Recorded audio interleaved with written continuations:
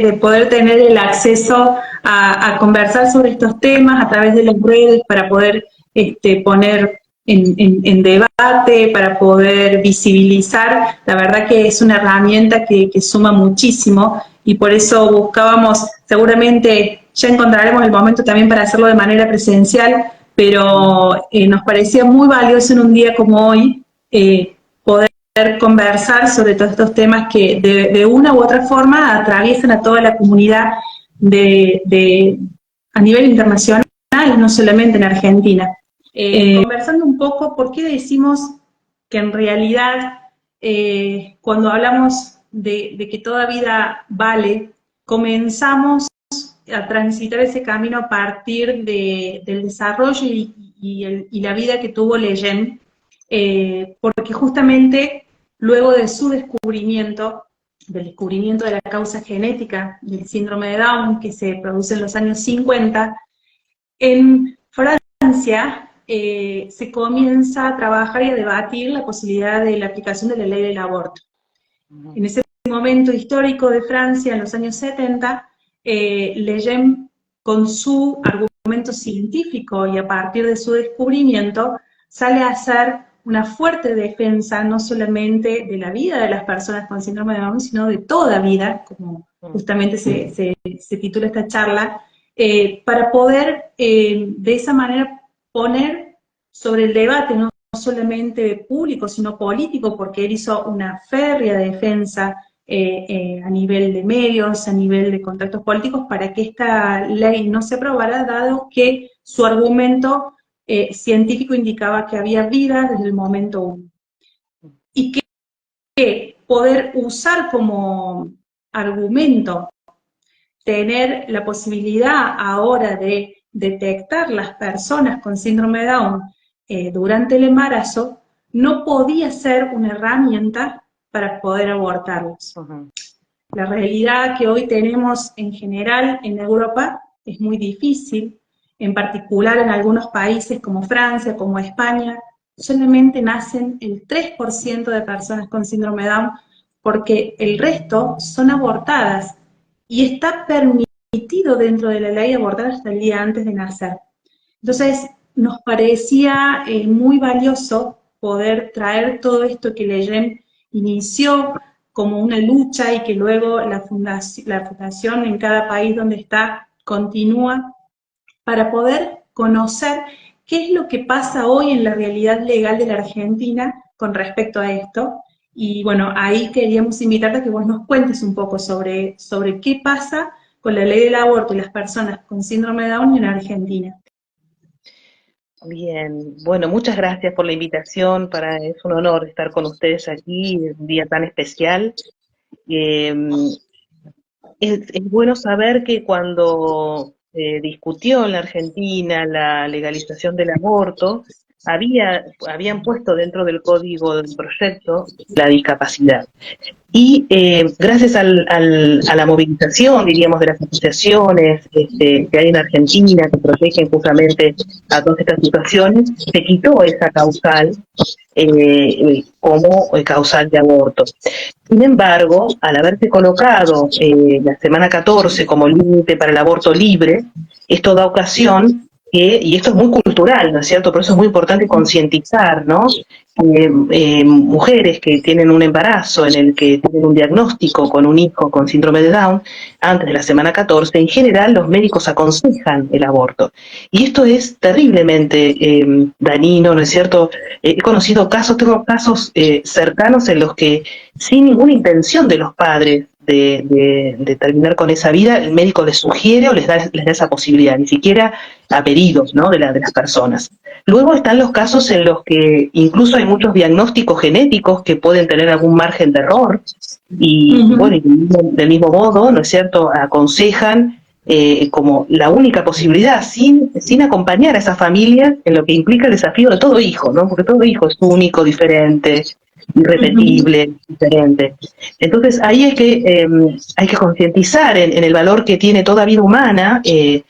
Toda vida humana es algo nuevo, es esperanza, es querida por Dios, ¿no es cierto? Es algo, y además esto implica la concientización de los jóvenes sobre todo, ¿no? Pero yo creo que aquí en el ámbito médico hay mucho por hacer para que en la práctica médica esto pueda hacerse de manera amorosa y sobre todo en el acompañamiento necesario que la familia necesita en estos casos, que hay mucho, ¿no es cierto?, por conocer y por saber. Luego está la posibilidad del aborto fuera de la semana 14, que lamentablemente la ley regula sin tope, digamos, de límite, cuando es la causal de salud de la mujer, con una interpretación también que se está haciendo de manera abusiva en el sentido de salud mental de la mujer, ¿no es cierto?, tristeza o angustia, y eso puede ser entendido dentro de la causal salud integral, a pesar de haberse vetado esa palabra, y da ocasión entonces en que ni siquiera sin límite de edad gestacional esto pueda realizarse. Más allá de la ley es muy importante lo cultural, ¿no? Lo cultural. Si las personas comunes con sentido común comienzan a darse cuenta del valor que tiene toda vida, la ley no se empieza a caer en desuso, digamos, no tendría vigor. Ahora, esa ley acompaña también, o es acompañada por muchas veces políticas públicas o también formas de ver la medicina en el ámbito de la obstetricia, ginecología y genética, que tiene que ver con la formación de esos médicos, ¿no? Así que bueno, esa es la situación en la Argentina, y a pesar de no estar esa causal, se da la posibilidad por el modo en el que esto está regulado.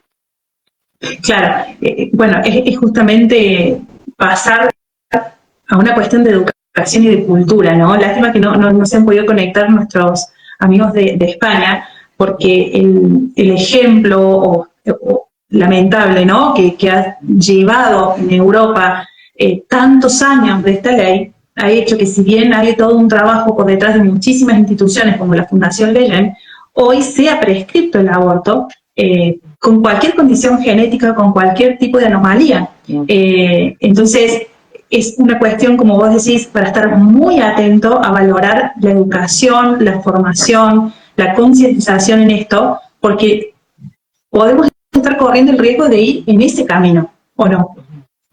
Sí, yo creo que aquí el gran desafío uno tiene que mirar integralmente todos los actores en esto, ¿no?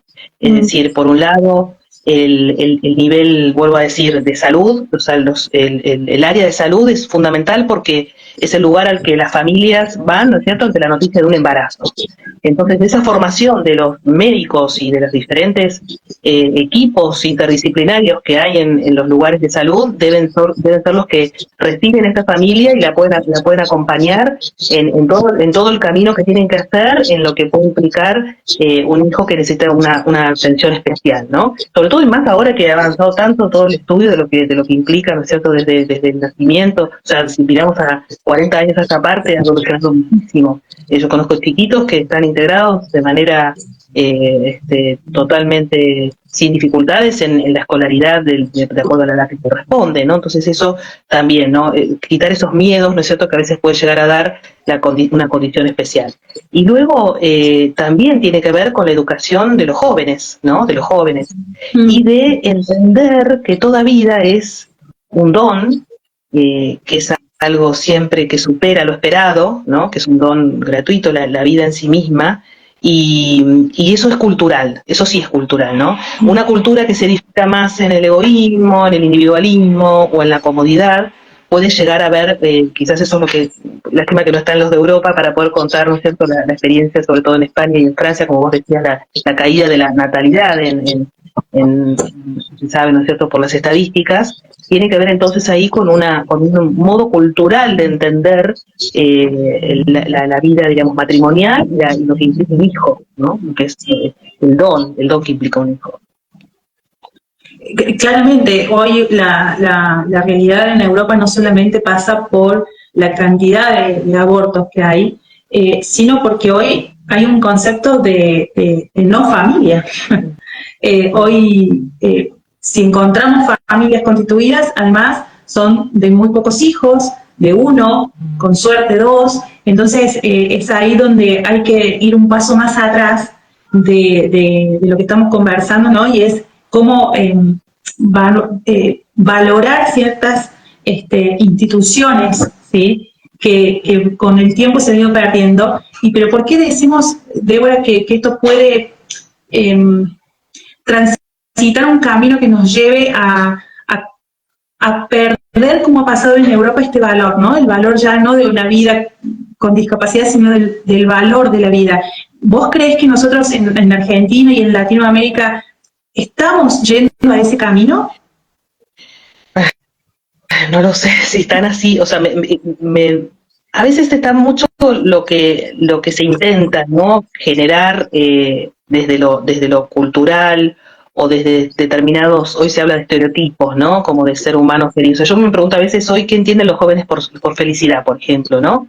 Yo tengo contacto a través de la universidad con alumnos que se están graduando, que están con toda la esperanza, ¿no es cierto?, de salir de sus carreras, y cuando uno les indaga, bueno, ¿en qué lugar está la formación de una familia? Y ellos lo ven, bueno, primero voy a viajar, voy a pasarla bien, voy a realizarme, y después, y eso es cultural, porque no es que ellos se niegan, ¿no?, a la maternidad o paternidad, sino que no se ve como un bien y como algo bello, ¿no?, en el que la persona se realiza más, cuanto más se dona, cuanto más se da a otros, cuanto más hay servicio. Entonces, creo que en lugar de ponerme a pensar en si vamos hacia, ¿no?, que nunca podemos saber, creo que me gusta más pensar en qué podemos hacer o ayudar desde instituciones diferentes para que esto pueda revertirse, si es que es una tendencia, ¿no? Si es que es una tendencia.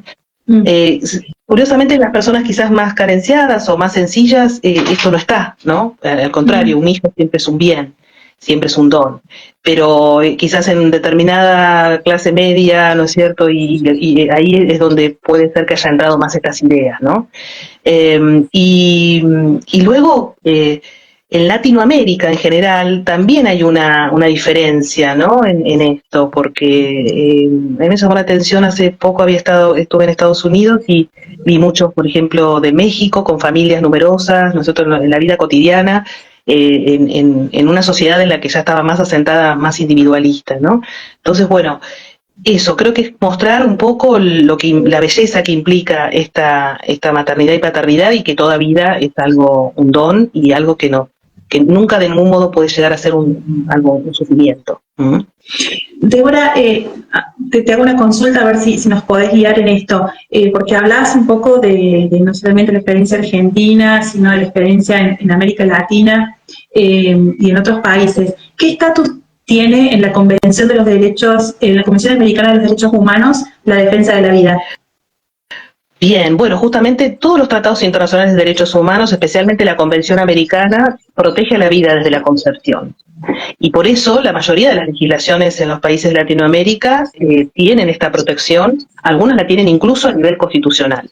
Justamente en estos meses estamos atravesando un caso que llegó a la Corte Interamericana, el caso Beatriz, un caso también con una madre, diríamos, que tenía un diagnóstico de anencefalia en su hijita, pero su hijita nació, vivió unas horas, ella pudo estar con su hija, abrazarla, sepultarla, ponerle un nombre, y por vía de algunas ONG, ¿no es cierto?, que fomentaron que esta causa llegara a la que ahora en los próximos 2 meses tiene que decidir si la legislación de El Salvador, un país que desde su constitución protege la vida, tiene clara conciencia en la protección jurídica desde la Constitución y luego desde el Código Penal, habiendo este caso además habiendo sido acompañado prudentemente por los médicos que lo asistieron, nunca la abandonaron, nunca ella pasó, digamos, ninguna cuestión, terminó falleciendo 5 años después por un accidente de tránsito, o sea, nada que ver con esto. Ella además había querido tener esta hijita, previamente haber tenido otro hijo, y hoy la Corte Interamericana entonces se encuentra en esta situación de tener que determinar cuál es el estándar de interpretación. Si la Corte dijese que El Salvador, por su protección de la vida desde la concepción y no avalar el aborto, estaría contradiciendo los derechos humanos, supuestamente, o esta convención, sería una decisión arbitraria, sería una decisión que digámoslo así, traicionaría hasta la misma letra de la Convención Americana. Y esto es de tipo cultural, porque aquí hay una presión muy grande, ¿no? Porque este caso llegó a través de ONG, ¿no es cierto?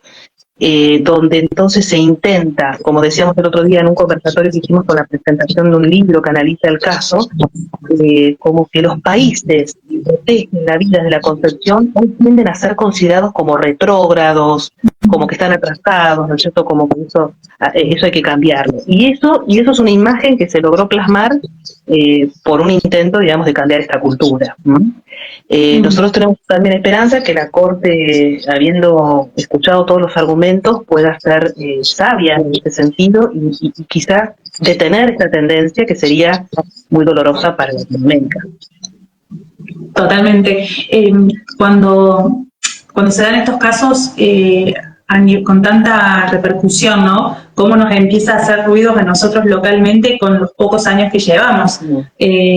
Porque realmente es empezar a replantearse totalmente la realidad argentina y lo que puede llegar a venir, ¿no? En algunos cambios que se pueden suceder en lo que respecta a leyes acá en Argentina. Sí, así es. Pero bueno, al mismo tiempo vemos que nunca es lo definitivo, ¿no? Porque lo humano es así, siempre es posible que el hombre tome conciencia, que se dé cuenta, que revierta una situación. Lo sucedido en Estados Unidos, el que la Corte de Estados Unidos haya revertido una sentencia casi 50 años después, y te haya dado cuenta, como ha dicho la Corte en el caso Dobbs, cuando los jueces consideraron que en nuestra Constitución podía leerse un derecho al aborto, se equivocaron, un grave error judicial, hicieron una interpretación errónea del querer, ¿no es cierto?, de los constituyentes, y pasaron 50 años, ¿no? Y hubo todo un trabajo así, ahí realizado por muchísimas personas que no cesaron en su voz de decir las cosas, de llevar argumentos, no desesperaron, hasta que, bueno, eso se revirtió y hoy vemos que en Estados Unidos hay como una mayor conciencia del valor que tiene la vida y que el aborto no es la solución. No es la solución.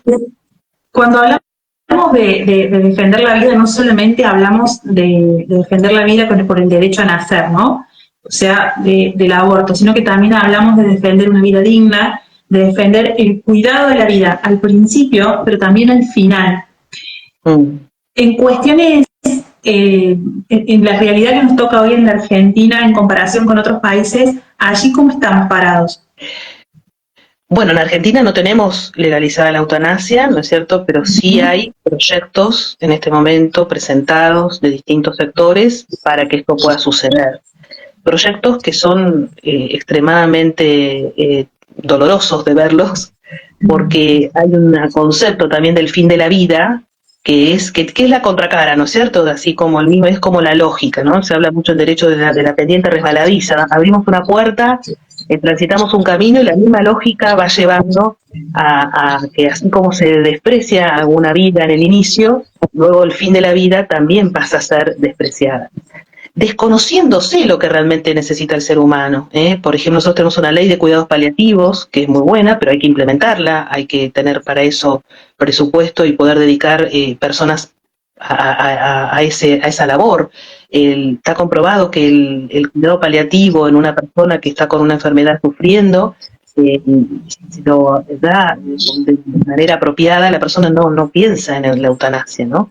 La persona que está sufriendo por una enfermedad necesita contención, necesita tener a alguien al lado, ¿no es cierto? Y reducir el dolor lo máximo que se pueda. Y todos quieren vivir, todos. Ahora, cuando la solución solamente es esto, es doloroso. Y siempre son discursos engañosos, ¿no? Porque también eso, tenemos que entender que el discurso de la eutanasia se infiltra siempre con algún discurso emotivo de, bueno, evitar el sufrimiento. Nadie quiere el sufrimiento de nadie, nadie tiene digamos, el deber de sufrir, eso lo sabemos, ¿no? Entonces entra por un discurso emotivo que genera en la opinión pública adhesión y confunde, ¿no? ¿De qué estamos hablando? ¿No? ¿De qué estamos hablando? La eutanasia es una muerte violenta, ¿no? Y provocada, ¿no? Y provocada además por otros sobre una persona, en lugar de darle otros medios para que pueda seguir viviendo dignamente. Pero sí, justamente se usa este juego de palabras, ¿no? Una muerte digna muchas veces, que bueno, que pone esto. ¿Sabes qué? Débora, acaba de unirse Elena, finalmente. Así que vamos a intentar unirla. A ver, Elena, estamos enviando una invitación que en principio solo deberías aceptar. Acá la tenemos, sí, la estamos enviando la invitación, Elena, por lo cual en cualquier momento podríamos tenerte acá, porque bueno, justamente Elena acompaña desde la Fundación Leyen, ella es directora académica de la Cátedra Internacional de Bioética, que era un poco de lo que quería seguir conversando, porque hablábamos recién de algo, decía, bueno, no sabemos qué va a pasar, no sabemos qué camino va a seguir todo esto, pero sí podemos hacer cosas concretas hoy para intentar cambiar la realidad que hoy nos toca. Y en ese sentido, bueno, creo que una herramienta es la formación de profesionales en bioética. No solamente educar en general a la sociedad, sino también a profesionales que están involucrados. Por eso aquí quería consultarte, y si se nos une Elena seguramente también nos va a poder sumar en esto. ¿Por qué hay que formarse en bioética? Bien, muy bien. Bueno, primero podríamos preguntarnos cómo es la formación en bioética en las carreras, ¿no? De los profesionales de salud. En todos aquellos que tienen que tomar decisiones en torno a estas temáticas deben estar formados en bioética. Deben saber cuáles son aquellos principios y cuáles son los distintos argumentos en el discernimiento, los criterios de discernimiento que se tienen que tener en los casos. Bueno, existen generalmente en los hospitales los comités de bioética, ¿no? Y hoy te diría, Luz, que incluso las profesiones que quizás podríamos pensar que no era necesario, por ejemplo, todo el personal de enfermería hoy está sediento de poder tener esta formación en bioética, que quizás no la reciben en la formación de la carrera, podríamos decir, pero se encuentran en el día a día en el hospital con situaciones que no saben cómo actuar, cómo ayudar, que tienen mucho sentido común y se dan cuenta qué es lo que está bien y qué es lo que está mal, pero a veces no tienen esos argumentos de los por qué se deciden tal cosas, o por qué la regulación es de tal manera, o por qué esa regulación que está en un protocolo puede no cumplirla, o por qué si no quieren hacer determinadas conductas que atentan contra su conciencia, pueden ser objetores de conciencia, ¿no? Todo el tema de la objeción de conciencia es la herramienta que hoy cuenta, digamos, el derecho para poder resguardar a estos profesionales de salud. Pero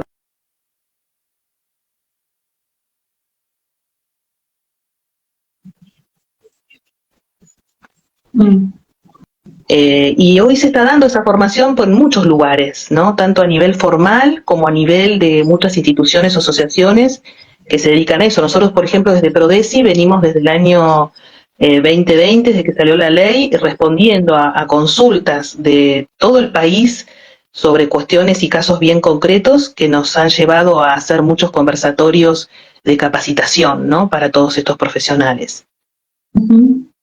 Pero hay una...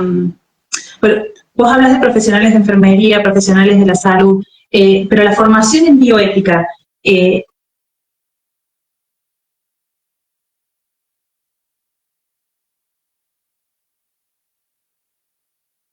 ¿A quiénes? ¿Hola?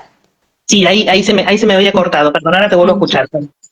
La formación en bioética... La formación en bioética no está solamente destinada a profesionales de la salud. No, claro que no, claro que no. A toda persona que le interese comprender y que además todos de alguna manera podemos estar relacionados con alguna cuestión en relación con la bioética, ya sea de un familiar, de la situación de la vida personal, ¿no es cierto?, o de algún conocido. Y es importante el discernimiento de qué conductas están bien y cuáles están mal, ¿no es cierto? ¿Qué conductas ayudan al bien del ser humano y cuáles son perjudiciales, aunque puedan parecer políticamente correctas, como se dice, ¿no es cierto? Que se monten en un discurso que es engañoso. Hay muchas falacias en el discurso de estas cuestiones que tienen que ver con la bioética. Entonces es una formación que es muy necesaria. Es verdad, no solamente a los profesionales de salud. ¿Y ustedes desde Prodesi generan algún tipo de acción concreta para poder dar formación, para poder dar charlas y demás? ¿Querés contarnos un poquito, Débora, cómo trabajan desde allí? Sí, bueno, nosotros primero recibimos muchas consultas de distintas personas que en distintos aspectos o momentos necesitan un asesoramiento, diríamos, de qué hacer, de cómo defenderse.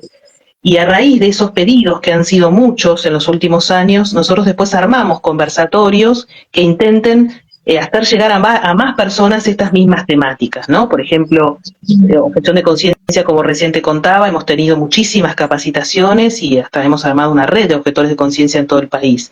Luego, con todas las cuestiones que tienen que ver con los bebés que sobreviven al aborto, por ejemplo, hoy es una práctica bastante cada vez más común, que hay bebés que sobreviven al aborto por esto de la edad gestacional. Bueno, ahí todos los que intervienen saber qué pueden hacer. Y no dejamos, o sea, hemos tenido, te diría que casi 1 o 2 conversatorios por mes a lo largo del año tenemos, con distintas temáticas. Y luego hemos ido también a hospitales o a centros de salud para dar charlas a aquellos que nos han pedido sobre temáticas concretas, ¿no? Hay como una sed muy grande de entender y capacitar. Eso es muy bueno, porque eso quiere decir que no estamos dormidos, que no nos da lo mismo una cosa que otra, que cuando algo nos hace ruido de que esto, me dicen que lo tengo que hacer, me dicen que esto es así, que no se puede hacer de otra manera, es así realmente. Y bueno, y cada vez hay más profesionales expertos en esto. Bueno, lástima que Elena no se está pudiendo conectar, porque a mí, por ejemplo, me hubiera encantado escucharla. Sí, justamente. Les contamos a todos que estuvimos haciendo una charla previa para poder organizar y estuvimos perfectamente conectados ahí. Yo lo sigo intentando por las dudas en algún momento ella pueda, está teniendo problemas técnicos. Pero bueno, te preguntaba esto porque la Cátedra Internacional de Bioética de la Fundación Leyen tiene una maestría en bioética. Se hace todos los años, se pone en todos los años, además permanentemente también se realizan conversatorios, tenemos también las masterclass en bioética, hay como una acción permanente de parte de la Fundación en España, y llegan profesionales de diferentes índoles, pero lo que yo te quería preguntar era, de toda esta gente que se acerca a estas instituciones, esta sed que vos decís que hay de conocimiento sobre la bioética, ¿cuál es el principal motivo por el que llegan? ¿Qué es esa primera espinita que les empiezan a sentir la duda para poder empezar a formarse? Porque bueno, como decíamos recién, se pueden formar profesionales de la salud, de la comunicación, familiares que tienen personas alrededor, ese en general. Pero ¿cuál es la inquietud por la cual llegan la gran mayoría? Yo creo que son 2 causas que han motivado este interés por la bioética, ¿no? Uno es la confusión que hay, ¿no? Hay mucha confusión, hay muchos discursos diferentes, ¿no es cierto?, sobre una misma temática y con argumentos que requieren a veces de un experto que viene estudiando hace muchos años el tema para aclarar y conocer. La confusión es uno de los motivos. El segundo es el avance de las leyes que han ido invadiendo, ¿no? Regulaciones, protocolos que han ido invadiendo el quehacer médico, donde lo que antes se hacía por sentido común ahora tiene que pasar por una regulación, por ejemplo, los protocolos, que a veces los protocolos van más allá de lo que dice la ley, ¿no? Y avanzan, y entonces ahí el médico dice, pero a ver, a mí el protocolo me diste eso, pero no, este protocolo va contra la ley incluso, ¿no? Entonces hay como una invasión muy perniciosa en este sentido, de una hiperregulación jurídica en la práctica médica, que a veces son cuestiones que tienen que ver con la decisión prudencial del médico, del profesional de la salud, y no que esté tan regulado como encorsetado en un modo.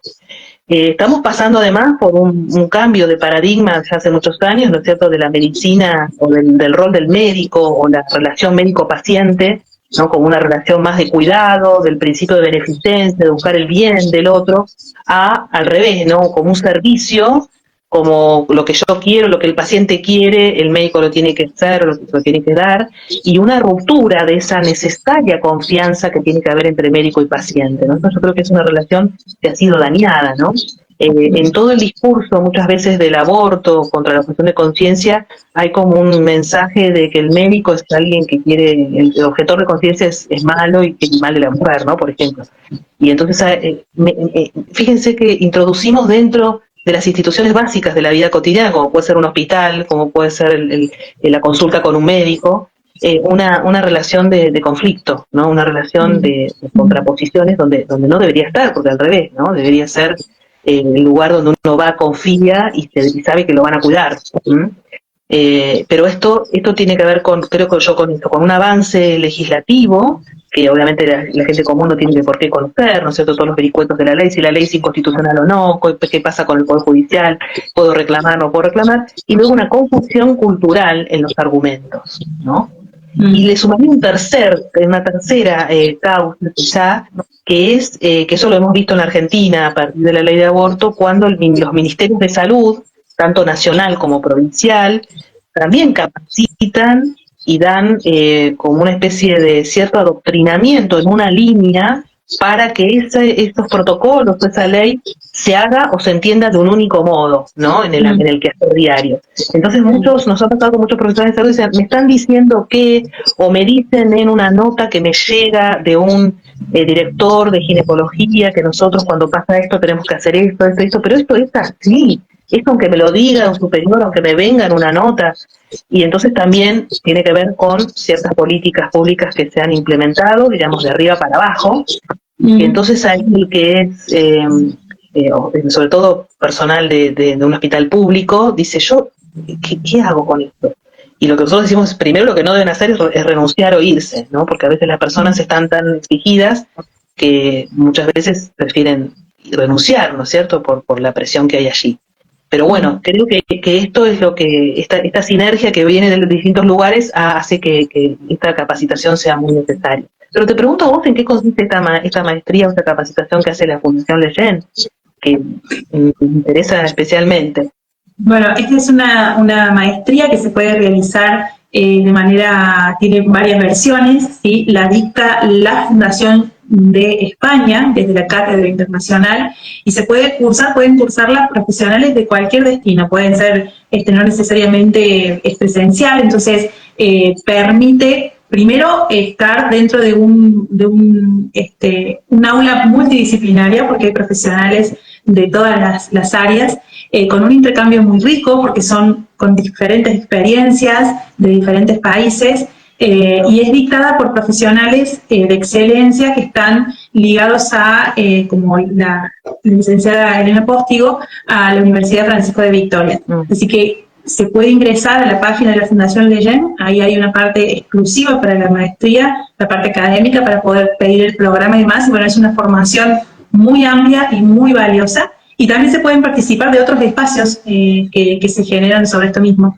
Me parece un poco, después de escuchar todo lo que has comentado y de plantearnos, bueno, cómo nos podemos ver hacia adelante, creo que en el día de hoy, en todas las charlas que se han ido sucediendo desde las 10 de la mañana, siempre se ha repetido el mismo vector: formarse, educarse, estar atentos siempre a poder, o sea, nunca vamos a lograr tener una sociedad que nos incluya a todos desde la ignorancia.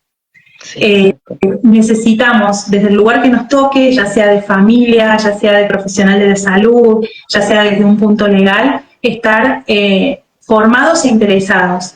No siempre nos toca tener una persona con discapacidad al lado, no siempre estamos relacionados con el síndrome de Down, pero eso no debe quitarnos la necesidad de interesarnos y de formarnos, ¿no? Y que cuando alguien nos intenta imponer o nos dice que esto es así, bueno, permitirnos ese espacio de duda y ir a la fuente, ¿no? Ir a espacios como la Fundación Leyen, ir a espacios como Prodesi para poder formarnos, educarnos y así acompañar a esta comunidad de personas, esta comunidad con síndrome de Down, que necesita muchísimo de todos nosotros.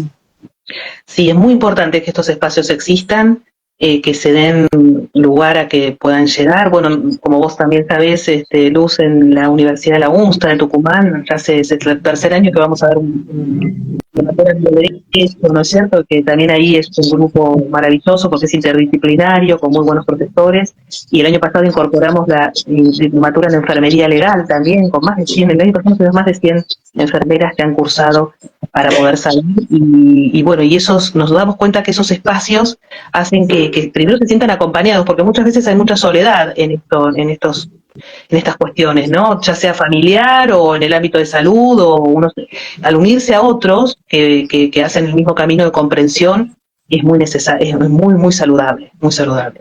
Totalmente. Pero bueno, me alegro, ya me adentraré un poco en lo que hace la Fundación Leyena a través de esta maestría, pues me interesa muchísimo y todas las personas que llegan también a Prodesi.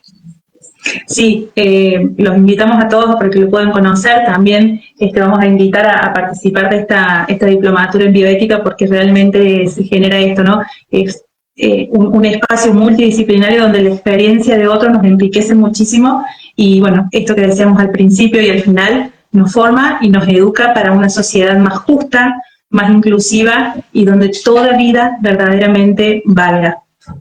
La verdad que, Débora, más allá de este imprevisto tecnológico que no ha permitido que España se pueda sumar, no va a faltar oportunidad para que nos podamos conectar, pero queríamos desde la Fundación Leyen agradecerte enormemente este tiempo.